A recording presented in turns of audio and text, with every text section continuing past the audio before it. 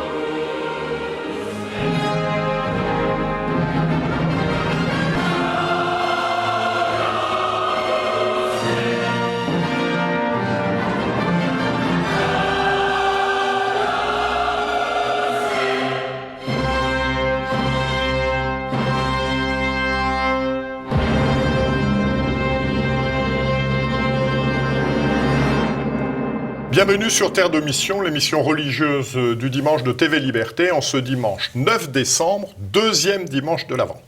3 invités dans notre émission. Tout d'abord, Monsieur l'abbé Boubé, qui vient de préfacer la réédition d'un ouvrage du Père Dur, qui est un jésuite, et qui s'intitule « L'art des arts, éduquer un enfant ».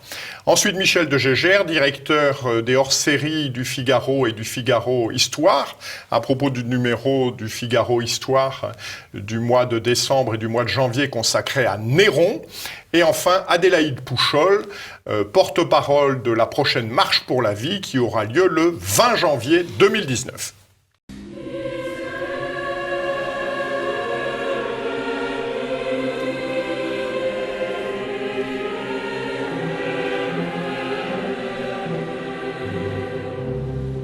Merci, Monsieur l'abbé, de nous rejoindre. Donc, vous êtes préfacier d'un ouvrage qui vient de paraître, L'art des arts, éduquer un enfant, un ouvrage du Père Dur, donc qui est un jésuite, et vous êtes préfacier, ès-qualité d'être depuis 40 ans aumônier scout, et également d'avoir été directeur d'école pendant de nombreuses années. Alors, tout d'abord, qui est ce Père Dur, un petit peu, et quand a été publié ce livre ? Le Père Dur est certainement pas le plus connu de tous ceux qui ont fait partie du grand mouvement d'action catholique cherchant à donner des explications sur l'éducation. Mais il est né en 1885 et il a une originalité, c'est d'avoir enseigné au collège Saint-Xavier à Bombay pendant au moins 3-4 ans, au début de sa vie, ce qui lui a donné une connaissance de milieux très pauvres. Et puis ensuite, bien sûr, il a exercé davantage dans nos pays. Son livre, il l'a écrit, ça représente donc un livre de la maturité en 1953. Il a été réédité, la dernière édition est de 1963. Et cette singularité de cet ouvrage, c'est d'être justement un ouvrage de maturité qui fait un tour très complet de la question, qui ne se contente pas d'être une série de petites recettes sur un sujet très précis. Alors, en quoi cet ouvrage est-il toujours d'actualité ? À qui est-il destiné ? Y aurait-il des choses à rajouter sur cet ouvrage de 1953 ? C'est une question intéressante. Est-ce qu'un ouvrage de 1953 est moderne ? Pour celui-ci, oui, très manifestement, car on aurait pu se contenter autrefois, on faisait des rappels. On rappelait aux gens, on leur disait, n'oubliez pas que vous êtes mariés, que vous avez des enfants, que vous êtes obligés d'avoir cette responsabilité. Actuellement, ces rappels sont devenus tellement nécessaires parce que la société nous a complètement détruit tous les fondements. On craint l'autorité, on ne sait plus qu'est une famille, on craint toutes les coercitions sur l'enfant, on pense que l'enfant est une sorte de sujet de droit qui est capable de se diriger tout seul dans la vie en étant protégé par un état tentaculaire. Ce qu'on appelle actuellement, d'un terme plutôt récent, les fondamentaux, ont disparu. Lui qui avait l'idée de les rappeler simplement, aujourd'hui il faut les enseigner, les apprendre à des parents qui les ignorent ou qui ne les ont pas dans leur réflexe naturel. Alors, quelle est l'idée centrale de ce livre et quel en est le plan? L'idée centrale, c'est de donner le but de l'éducation, d'expliquer ce que l'on forme, et tout à fait à la fin, de prendre la peine d'expliquer les étapes qui constituent les étapes de formation d'un enfant. Éduquer, il prend par le haut, il explique cette formation de l'homme, puisqu'éduquer n'est pas simplement une idée extérieure à un enfant. Un enfant est un être vivant qui comporte des multitudes de virtualités, et ces virtualités, il faut arriver à les faire émerger tout en les guidant. C'est un petit peu comme on guide une plante qui est en train de pousser, et c'est la même chose pour un enfant. Ensuite, il se trouve que, comme une plante, l'image est bonne, il faut que le terreau soit bon. Et ce terreau, c'est la famille, c'est l'éducation donnée par l'Église, ce sont les écoles, et il prend la peine d'expliquer quelle doit être la forme de ce terreau. Et finalement, alors, on peut parler des étapes qui sont les étapes de l'enfant. Il a cependant une originalité, c'est d'avoir toute une partie sur la notion d'autorité. Et on peut être surpris de se dire que dans un ouvrage de 600 pages, facile à lire parce qu'il comporte beaucoup d'exemples, comment se fait-il qu'il utilise une aussi grande importance sur l'autorité ? Une aussi grande importance à l'autorité. Bien évidemment, c'est parce que, actuellement, on a oublié que ce qui est le plus dur à former chez un enfant, c'est sa volonté.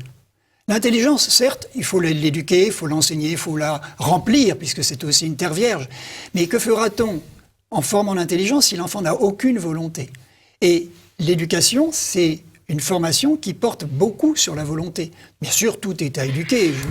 On s'occupe de la santé du corps, on s'occupe de quantité de choses. Mais ce qui est le blessé le plus profondément, ça reste la volonté. D'où ce passage sur l'autorité, qui est très subtil, très en nuances, très riche, mais qui n'est pas du tout avec la caricature de l'autorité telle qu'on la présente actuellement. Alors justement, à ce propos, le père Dur s'attache à trouver, nous dit-il, un équilibre entre rigidité et mollesse, raideur et laxisme. Comment actualiseriez-vous ça en 2018 ? Le grand problème, me semble-t-il, qui est le plus moderne, il est plutôt du côté du laxisme que de la rigidité. Il est vrai que j'ai connu des cas de rigidité grave, pathologique, et les enfants gardent une pathologie. Mais l'ensemble, on est plutôt imprégné, je l'utilise souvent parce qu'elle était devenue la plus célèbre, Françoise Dolto. Cet enfant, on est à l'écoute de l'enfant en toutes circonstances. Il faut surtout ne pas le guider, c'est à lui de trouver. C'est cet enfant d'ailleurs pour lequel on a fait la charte des droits de l'enfant. On a l'impression qu'on a pris une photo d'un adulte, qu'on l'a transformé en un petit adulte et que c'est déjà un adulte complet, ce qui est totalement faux. Il est un adulte, les philosophes auraient dit en puissance, quelque chose qui est à faire grandir. Et l'enfant est perdu quand il n'a pas d'autorité. Il n'a besoin d'une balise. Si moi je me fais du bateau et que je n'ai plus de balise à l'entrée du port, je suis perdu. Et cet enfant qui a besoin d'apprendre à naviguer, il a besoin de découvrir des balises. Alors bien sûr, on a tendance, on caricature, on dit autorité, c'est nécessairement quelqu'un qui est là en vous faisant le salut brandi, en vous donnant un ordre violent. Il ne s'agit absolument pas de cela, parce que l'autorité, c'est de guider une volonté à choisir librement ce qui est bien, à aimer librement ce qui est vrai, à contempler librement ce qui est beau. C'est une manuduction. J'aime beaucoup ce terme-là, on conduit par la main, et ça peut être par moments avec un peu d'énergie, dans beaucoup de cas, avec une force et une constance, car la constance de la volonté chez les parents est une chose qui est en grand manque. Et puis dans d'autres cas, et ça peut être simplement de montrer, mais ce n'est pas toujours de montrer. L'enfant n'a pas toujours raison dans ses désirs, et il ne s'agit pas seulement de lui expliquer pour qu'il veuille.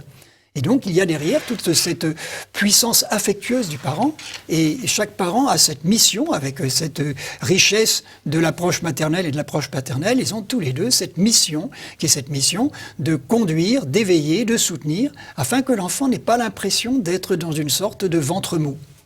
Avez-vous déjà, puisque ce livre a été publié il y a déjà quelques semaines, des retours de parents, d'éducateurs, suite à cette publication ? Ça m'est un peu difficile puisque ce sont les éditions de Chiré qui ont lancé cette édition, qui m'ont demandé de le préfacer. Bien entendu, des retours, on en a puisqu'il m'a fallu aussi parler aux journées Chouane et on voit que les parents attendent ce genre de discours. C'est nécessairement quelque chose qui est bien. Et par ce fait-là, on a un retour. Ce livre est parti très aisément. Il y a énormément de gens qui l'ont pris. Il est attendu car il existe des rééditions ou des éditions tout court d'ouvrages sur la psychologie de l'enfance, de la petite enfance, de l'adolescence, mais il est rare d'avoir cette explication globale sur tout ce terreau, cet ensemble qui est nécessaire pour que l'éducation se passe bien. Eh bien, merci beaucoup, Monsieur l'abbé. Et donc, nous souhaitons que ce travail favorable à l'éducation des enfants obtienne le succès qu'il mérite. Merci Jean-Pierre.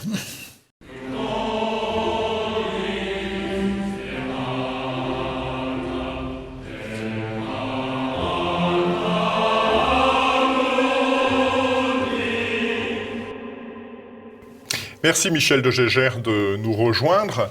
Nos téléspectateurs ne le savent peut-être pas, mais nous venons de célébrer le 1950e anniversaire du suicide de Néron, qui s'est suicidé en juin 68. Alors, quelle image nous ont transmis de Néron, en particulier Tacite et Suétone ? Une image déplorable, oui. Il faut bien le dire. Disons que Néron est, à partir des textes de Tacite et Suétone, mais pour toute l'historiographie qui a suivi, le symbole même du tyran dans tous ses excès, un débauché, un histrion qui se produit sur scène, qui suit ses passions au lieu de poursuivre le bien commun, qui tue sa mère, son demi-frère, un grand nombre de sénateurs, qui est lâche, qui est cupide, qui exproprie les sénateurs de leurs biens, et qui a donc tous les défauts, et qui devient, au fur et à mesure que l'historiographie se développe, et puis même à la Renaissance, avec la redécouverte des textes antiques, eh bien, qui devient le symbole même de la tyrannie. Et alors, l'histoire est presque trop belle pour être vraie, c'est-à-dire qu'il a tous les défauts, et il correspond, c'est ça qui doit nous mettre la puce à l'oreille, il a toutes les marques de la tyrannie telle qu'elle a été définie par les Grecs, c'est-à-dire l'homme qui est livré à ses passions au lieu de suivre sa raison. Et donc c'est ce qui a conduit un certain nombre d'historiens au XXe siècle à examiner le dossier de plus près pour savoir faire la part du bon grain et de l'ivraie, pour savoir ce qui était fondé sur des faits indiscutables et ce qui pouvait relever de l'exagération. Parce qu'il faut avoir en tête que l'histoire, celle de Tacite et Suétone, elle est tout de même faite par les vainqueurs. C'est-à-dire que le règne de Néron a été un règne d'affrontement entre l'empereur et le Sénat, et Tacite est un représentant de la classe sénatoriale qui a gagné avec l'avènement de la nouvelle dynastie quelques décennies plus tard, celle des Antonins, qui est une dynastie qui gouverne avec le Sénat, qui est issue de cette classe sénatoriale. Et ce que Tacite nous raconte, c'est tout de même une histoire vue à travers les préjugés de cette classe. Et Suétone, c'est la même chose. Suétone est un bureaucrate qui travaille pour l'empereur Hadrien et qui a le désir, en décrivant les turpitudes des 12 Césars, de montrer l'excellence de la dynastie sous laquelle ses contemporains ont le bonheur de vivre. Alors ça ne veut pas dire que ce que raconte Tacite et Suétone soit forcément faux, mais ça veut dire qu'il faut peut-être faire la part des choses sur l'éclairage qu'ils ont donné sur les faits. Nuancé. Alors justement, Néron est pêle-mêle accusé d'avoir provoqué l'incendie de Rome en 64, et puis également d'avoir persécuté les chrétiens. Alors quelle est la réalité ? Alors sur l'incendie de Rome, aujourd'hui, les historiens doutent beaucoup que Néron soit l'auteur de l'incendie. Alors Tacite ne l'en accuse pas. Tacite fait état de rumeurs et Suétone l'en accuse directement en expliquant que Néron a incendié Rome pour pouvoir la remodeler et surtout pour installer son immense palais, la Domus Aurea, qui est plus qu'un palais, qui est un ensemble palatial comparable à Versailles. Et en fait, on peut penser que c'est la cause qui a produit l'effet ou l'effet qui a produit la cause, c'est-à-dire que en réalité, c'est parce que à la suite de l'incendie de Rome, Néron a construit la Domus Aurea sur une partie des décombres, que s'est répandue la rumeur qu'il avait lui-même provoqué cet incendie. Mais on a un certain nombre de faits, notamment le fait que ça se soit déclenché lors d'une nuit de pleine lune, notamment le fait que la demeure personnelle de Néron ait été incendiée elle-même et qu'il en ait été très affecté, qui laisse penser que sa culpabilité est tout sauf assurée. En revanche, il est probable, parce que c'est quand même quelqu'un qui était totalement épris d'emphase poétique, il est probable que rentrant à Rome, parce qu'il n'était pas à Rome au moment de l'incendie, et assistant à l'incendie, il ait effectivement déclamé des vers sur la ruine de Troie en assistant au spectacle de l'incendie, parce qu'il avait la volonté de se poser en artiste et de s'associer à des circonstances historiques illustres. Eh bien, cela, il est probable que cela soit vrai. Alors la persécution des chrétiens, oui. Ça c'est autre chose, elle est tout à fait attestée. On sait que Néron, justement parce que des rumeurs se répandaient sur sa culpabilité dans cet incendie, a cherché des boucs émissaires.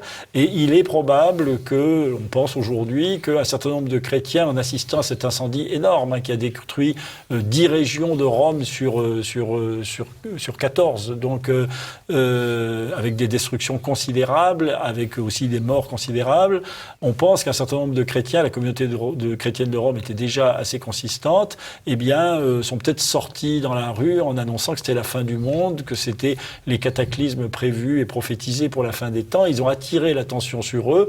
On a découvert cette secte qu'on ne connaissait pas, il se trouve que c'était une religion qui n'était pas autorisée, et donc ça a été un bouc émissaire commode, et Néron a fait exécuter les chrétiens dans des circonstances horribles, puisque dans les jardins du Vatican, on les a crucifiés et brûlés vifs. C'est ce qu'on appelle une peine réfléchissante, c'est la peine des incendiaires. Il s'agissait de faire périr... On brûle les incendiaires. Voilà, on brûle les incendiaires pour leur montrer l'ampleur de leur crime. Mais à l'origine, cette première persécution ne vise pas le christianisme en tant que tel. On se saisit du fait que c'est une secte illicite pour en faire des boucs émissaires. Plus généralement, pourquoi les chrétiens sont-ils la seule religion persécutée par l'Empire romain ? Parce que les autres religions sont des religions nationales. Les Romains n'ont pas beaucoup de dogmes, leur religion est sans contenu. Le but de la religion, c'est d'avoir la paix avec les dieux, c'est d'honorer les dieux pour que les dieux ne se vengent pas par des tremblements de terre, par des épidémies, par des cataclysmes, et que la cité soit prospère. Alors lorsque les Romains sont confrontés à d'autres religions nationales, eh bien, ils demandent que les dieux nationaux des peuples qu'ils ont vaincus soient honorés en faveur de Rome, qu'on leur rende des sacrifices pour la conservation de Rome. Donc tout va bien et on se fiche de savoir ce que les gens pensent. En revanche, les chrétiens ne sont pas un peuple. Ils sont issus de tous les peuples, et notamment, il y a des citoyens romains, et ils désertent les temples des dieux, et ils encouragent à déserter les temples de Dieu. Et par là, ils mettent la cité en péril, puisque les dieux vont se venger, croit-on, et assurer un certain nombre de cataclysmes qui vont dévaster l'Empire romain. Et en fait, la persécution va être sporadique pendant 2 siècles, au moins, car elle se déclenchera souvent à l'occasion justement de malheurs publics qu'on attribuera aux chrétiens parce qu'ils refusent d'honorer les dieux du panthéon romain. Alors vous écrivez dans votre superbe éditorial, je cite, « La vérité n'est pas le reflet inverse des mensonges façonnés par l'adulation ou le dénigrement. » Ça veut dire quoi, ça ? Parce qu'il y a donc le personnage de Néron fait l'objet d'une espèce de réhabilitation, puisqu'on a un peu dépoussiéré les sources antiques, justement des préjugés de leurs auteurs, mais en même temps ça peut amener très loin, parce que par le goût du paradoxe aidant, on en vient à faire de Néron un très grand empereur, un modèle. Il y a une espèce de courant révisionniste, notamment en Italie. Il y a même un historien italien qui a avancé l'idée que Néron était un saint, donc c'est quand même pousser le bouchon un tout petit peu loin, parce que c'est une règle en histoire, si vous voulez, que ce n'est pas parce qu'un témoignage est contestable qu'il est nul et non avenu. Je pense que c'est une des grandes erreurs du négationnisme s'agissant de la Deuxième Guerre mondiale, c'est de penser que parce que des témoignages sont contradictoires, ils ne valent rien. Un témoignage, ça doit être remis dans son contexte, ça doit être relativisé, mais ce n'est pas parce qu'il est relatif qu'il ne reflète pas une partie de la réalité. Dans le cas de Néron, il est quand même attesté qu'il a tué sa mère, il est attesté qu'il a tué un grand nombre de sénateurs en revitalisant la loi de majesté. Alors ça n'en fait pas une exception absolue dans le monde des Julo-Claudiens, parce que c'est une monarchie mal assurée, qui repose sur la force et un tout petit peu sur la peur, l'intimidation qu'elle exerce sur la classe sénatoriale dont elle est issue, mais ça n'en fait pas non plus un modèle de prince. À côté de ça, il est vrai aussi qu'il n'a pas trop mal administré les provinces, il a contrôlé les gouverneurs, il a nommé des chefs militaires compétents. Bon, d'autres fois, il les a poussés au suicide parce qu'il avait peur qu'ils prennent sa place. Voilà. Donc c'est un tableau extrêmement contrasté avec des choses horribles, notamment la persécution des chrétiens, avec des moments de bonne administration qui expliquent que Néron a été regretté. C'est-à-dire quand Néron s'est suicidé à la suite de révoltes des régions, eh bien, il y a même eu des faux Nérons qui se sont manifestés pour profiter de la popularité que Néron avait dans les provinces et dans la plèbe romaine. Pouvez-vous nous présenter le sommaire de ce numéro et ce dont vous traitez à propos de Néron? Alors on essaye justement de faire la part des choses, de ne céder ni à la légende noire, ni à une hypothétique légende dorée. Et donc il y a un grand article de Donatien Gros sur l'évolution et les origines de cette image de tyran idéal de Néron à travers l'histoire. Et puis il y a un très grand article du président de la Société d'études néroniennes, Yves Perrin, qui répond à 10 questions, les 10 questions que tout le monde se pose sur Néron. Ou devrait se poser sans savoir trop à qui il est posé. Et pour faire le point justement sur ce personnage en clair-obscur avec des choses terribles, mais un certain nombre d'aspects qui ne correspondent pas à la légende. Puis il y a un portrait de Sénèque, parce que vous savez que Sénèque a été le premier ministre pendant, sans en avoir le titre, mais le conseiller principal de Néron pendant 5 ans. Et c'est aussi, vous voyez, un des paradoxes qui fait mesurer les difficultés de l'histoire, c'est que Sénèque, qui a l'image du sage bienveillant, qui a maîtrisé ses passions, était le collaborateur principal du tyran qui paraît le pire tyran de l'histoire. Donc la réalité est c'est un paradoxe qui montre que la réalité est un petit peu plus compliquée que ça. Donc un portrait de Sénèque. On a dans une rubrique, dans chaque numéro, dans chaque dossier, nous traitons le jour où, un jour de la vie du personnage que nous traitons. Et là, on raconte le jour où Néron a assassiné Agrippine, sa mère, qui est quand même là un des aspects quand même un peu discutables du personnage, même s'il faut reconnaître qu'elle avait exagéré. Oui. Il y a, comme d'habitude, un dictionnaire des personnages où on fait revivre, c'est Jean-Louis Voisin qui fait revivre l'ensemble des personnages de cette espèce d'immense tragédie shakespearienne qui est le règne de Néron. Et puis, on a un grand article sur la Domus Aurea, cet immense palais construit par Néron entre le Palatin et l'Esquilin, qui n'est pas un seul palais, qui est un ensemble palatial avec des bâtiments multiples, et avec notamment la Senatio Rotunda, c'est-à-dire la fameuse salle à manger tournante, qui tournait à 360 degrés pour faire admirer aux convives le paysage de Rome, avec Françoise Villedieu, qui est l'archéologue française, qui a retrouvé et reconstitué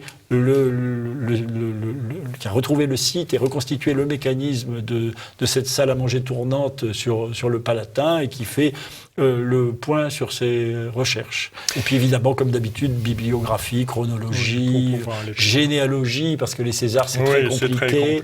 Voilà, et pour compléter l'ensemble de ce dossier. Merci infiniment de ces précisions, et donc vous pouvez en savoir plus en vous précipitant dans les kiosques pour acquérir ce numéro du Figaro Histoire. Merci beaucoup. Merci Jean-Pierre.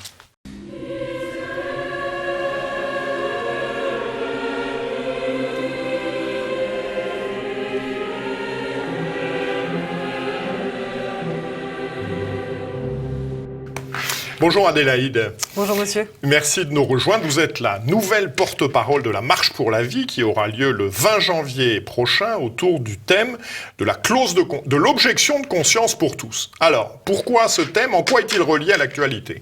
Alors c'est un thème qui revient effectivement souvent dans l'actualité pour être mis en cause. Je précise que ce qui est en jeu, c'est l'objection de conscience des médecins relative à l'avortement, parce que personne ne songe à remettre en cause, par exemple, la clause de conscience des journalistes. Il se trouve qu'en septembre, le docteur de Rochambeau, qui est le président du syndicat des gynécologues de France, a déclaré que lui-même ne pratiquait plus d'avortement en vertu de cette clause de conscience à laquelle il a droit, parce qu'il estimait que que recourir à l'avortement, c'était supprimer une vie.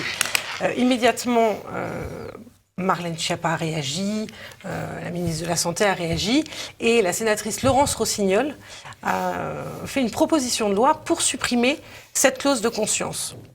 Alors, Laurence Rossignol a argumenté cette proposition de loi en parlant de l'accès à l'IVG qui serait réduit avec la clause de conscience et en disant également que la clause de conscience donnait l'impression aux femmes que leur corps appartenait aux médecins. En réalité, ce qui se passe, c'est que l'accès à l'avortement en France est tout sauf réduit malgré quelques médecins objecteurs et que ce qui gêne Laurence Rossignol et le gouvernement, c'est que la clause de conscience est bien le signe que l'avortement n'est pas du tout l'acte anodin qu'on a voulu nous vendre pendant des années. Et comme on trouve profondément injuste qu'un médecin soit contraint d'agir en contradiction avec ses convictions profondes, nous avons choisi effectivement la clause de conscience comme thème pour cette Marche pour la vie 2019. Alors, clause de conscience, objection de conscience, est-ce que vous pourriez nous en dire un petit peu plus? Qu'est-ce que l'objection de conscience? Est-ce le droit absolu de chacun à suivre sa conscience? Alors, l'objection de conscience, c'est l'acte d'une personne qui refuse d'obéir à un ordre parce que cet ordre contrevient à ses convictions. On appelle ça les convictions profondes, le fort interne, etc. Et la clause de conscience, c'est ce qui permet d'inscrire dans la loi cette objection de conscience. Alors, l'objection de conscience, c'est évidemment pas le droit à l'anarchie, c'est pas le droit de désobéir en fonction de nos idées du moment. En fait, l'objecteur de conscience, il se réfère toujours à une loi qui est supérieure à la loi positive. Il obéit à des principes un peu immuables. Et en l'occurrence, par rapport à la question de l'avortement, l'objection de conscience se réfère à un principe que tout le monde a au fond de lui, c'est-à-dire l'interdit de tuer une personne innocente. Et on voit bien que l'objection de conscience n'est pas un chemin vers l'anarchie, parce que les personnes qui font objection de conscience, elles le font pas d'abord parce qu'elles y ont droit. Donc j'ai droit à une subvention, j'ai droit à une aide publique. Non. Pour ces personnes-là, l'objection de conscience, c'est presque un devoir. En fait, on a le devoir de ne pas tuer si on pense qu'il n'est pas juste de tuer une personne innocente. Et on voit bien d'ailleurs dans l'histoire et autour de nous que l'objection de conscience, en réalité, elle est assez rare. Elle touche toujours les mêmes questions. Elle a pu concerner des militaires qui ne voulaient pas tuer et elle concerne des médecins qui ne veulent pas donner la mort par l'euthanasie ou l'avortement. Donc on est bien loin du désordre public qui plane un peu comme une menace agitée par ceux qui refusent l'objection de conscience. Alors aujourd'hui, plus généralement, quelle est la situation globale en France de la défense de la vie humaine innocente ? Alors la défense de la vie en France est très abîmée, ça c'est une certitude. Elle est abîmée au début de la vie et à la fin de la vie. Elle est abîmée au début d'abord par l'avortement qui n'est plus un choix en fait, qui est l'unique solution maintenant pour une grossesse qui n'est pas voulue. C'est même plus pour une grossesse difficile ou une grossesse pathologique, c'est pour toute grossesse qui n'était pas complètement planifiée. Elle est abîmée aussi au début de la vie à cause de la recherche sur l'embryon, parce que derrière l'aspect scientifique, il faut voir que chaque embryon sur lequel on fait des recherches sera détruit. Elle est abîmée aussi à la fin de la vie, puisque l'euthanasie progresse lentement mais sûrement. Alors elle n'est pas encore appelée euthanasie, mais enfin, on a le droit de laisser quelqu'un mourir de faim ou de soif jusqu'à la mort. Et puis cette vie innocente, elle est manipulée également, et c'est ce qu'on voit aujourd'hui avec la révision des lois de bioéthique autour des questions de procréatique, puisque la PMA permet de fabriquer un enfant sur mesure. Et en fait, ça peut paraître paradoxal de dire on se bat pour supprimer une vie humaine et en même temps on se bat pour que n'importe qui puisse avoir un enfant. En réalité, le dénominateur commun, c'est que l'enfant est un droit dont on dispose, qu'on peut supprimer ou revendiquer en fonction de ses envies. Alors la première marche pour la vie avait eu lieu en 2005 pour l'anniversaire du vote de la loi dite loi Veil au nom d'un collectif qui s'intitulait 30 ans ça suffit. Donc ça fait 15 ans que cette manifestation a lieu. À quoi ça sert de venir ? La marche pour la vie, elle sert à plusieurs choses. D'abord, elle sert à dire haut et fort que nous voulons que la vie soit respectée de sa conception naturelle à sa mort naturelle, que c'est un principe non négociable de la vie en société. Elle sert à le dire avec ses pieds, c'est-à-dire qu'il faut faire le déplacement, que c'est pas toujours facile de s'organiser, et on vient manifester publiquement cet impératif pour la vie en société. Elle sert aussi à demander au gouvernement de respecter cette vie innocente. Et enfin, je crois qu'elle sert à encourager aussi tous ceux qui, parce qu'ils sont professionnels de la santé, par exemple, ou confrontés dans leur vie de tous les jours à la question de l'avortement, ça sert à les encourager à se rendre compte qu'on n'est pas seul et qu'on peut gagner ce combat si on reste motivé, si on est capable de se mobiliser ensemble. Alors, à propos de ça, justement, comment peut-on d'abord vous aider et ensuite participer ? Alors, pour participer à la Marche pour la vie, c'est bien simple. Rendez-vous le 20 janvier prochain à Paris. Toutes les informations seront sur le site de la Marche pour la vie, qui est enmarchepourlavie.fr. Et ensuite, pour aider, en amont de la Marche pour la vie, il est possible de participer à la distribution des tracts et des affiches, de partager les visuels sur les réseaux sociaux. Et le jour J, pour tous les volontaires de plus de 16 ans, il sera possible de rendre un service pour la logistique, ou pour l'animation, ou pour la sécurité. L'année dernière, on était 30 000 à la Marche pour la vie. Cette année, on voudrait être 50 000. Et pour que cette marche se déroule le mieux possible, on a besoin de 1000 bénévoles. Donc, on en appelle à toutes les bonnes volontés. Il y en a vraiment pour tous les goûts. Et c'est une belle manière de se mettre au service de la vie.